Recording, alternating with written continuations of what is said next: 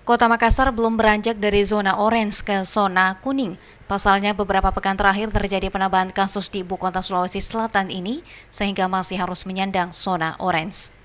Epidemiologi Universitas Hasanuddin Ansariadi dalam Kopi Morning Humas Pemkot Makassar Selasa kemarin menjelaskan, pemerintah kota belum bisa mempertahankan penurunan kasus yang sempat terjadi 2 minggu berturut-turut.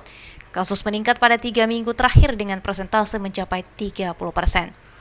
Ansariadi menjelaskan jumlah kasus sebelumnya menurun 50%, 2/3 dari minggu sebelumnya, di mana 263 kasus pada minggu pertama, 176 kasus pada minggu kedua, dan 114 kasus di minggu ketiga.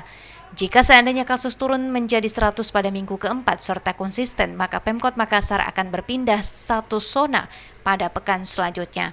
Tapi kenyataannya tidak juga, karena ternyata dalam 2 minggu itu, hampir 3 minggu, kurang lebih 6.000 lebih yang secara volunteer datang, di luar dari tracing ya, datang untuk merasakan diri. Dan lebih dari 200 orang yang positif, saya lupa angka pastinya, tapi 205 atau 215 yang positif. Dan itu bisa langsung dilakukan isolasi, apakah itu dia mandiri atau langsung penderita COVID. Bisa dibayangkan kalau 200 ini tidak dites. Tidak dites, kan tidak ada gejala yang awalnya. 200 artinya kita biarkan saja pas dalam tes, tidak usah. Dalam 3 minggu kita dapat 200. Teorinya kalau satu orang menurunkan ke satu, minggu berikutnya tambah 200.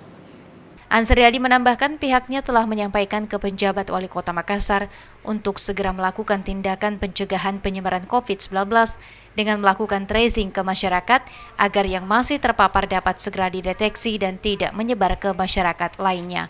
Ira, Pajar TV dan Pajar Radio melaporkan.